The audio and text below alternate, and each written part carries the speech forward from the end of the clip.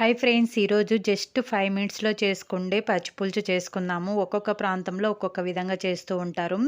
ఈ విధంగా చేయండి. టేస్ట్ అయితే చాలా బావుంటుంది. దీనికోసం చింతపండు నానబెట్టుకోవాలి. తర్వాత ఒక మిక్సింగ్ బౌల్‌లో చిన్నగా కట్ చేసుకున్న ఆనియన్స్, పచ్చిమిర్చి, సాల్ట్ వేసుకొని చేత్తో బాగా క్రష్ చేసుకోవాలి.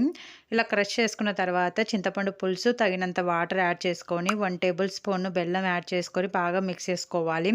తాలింపు కోసము 2 టేబుల్ స్పూన్ ఆయిల్ వేసుకొని జీలకర్ర, ఆవాలు వేసి చిటపటలాడేంత వరకు ఫ్రై అవ్వనిచ్చి నెక్స్ట్ ఎండుమిర్చి, కరివేపాకు, హాఫ్ టేబుల్ స్పూన్ పసుపు వేసుకొని తాలింపు మొత్తం వేయించుకోవాలి. కరివేపాకు అనేది క్రిస్పీగా అయ్యేంత వరకు వేగిన తర్వాత ఈ తాలింపును మనం ఆల్రెడీ కలిపెట్టుకున్న పచ్చిపులుసులో వేసేసుకొని చిన్నగా కట్ చేసుకున్న కొత్తిమీర వేసుకొని సాల్ట్ అడ్జస్ట్ చేసుకొని బాగా మిక్స్ చేసుకొని వేడివేడి అన్నంలో తింటే టేస్ట్ అయితే చాలా బాగుంటుంది. మీరు కూడా ట్రై చేయండి. మీకు ఈ వీడియో యూస్ఫుల్ అనిపిస్తే మన ఛానల్ని ఫాలో అయ్యి సబ్స్క్రైబ్ చేసుకోండి ఫ్రెండ్స్.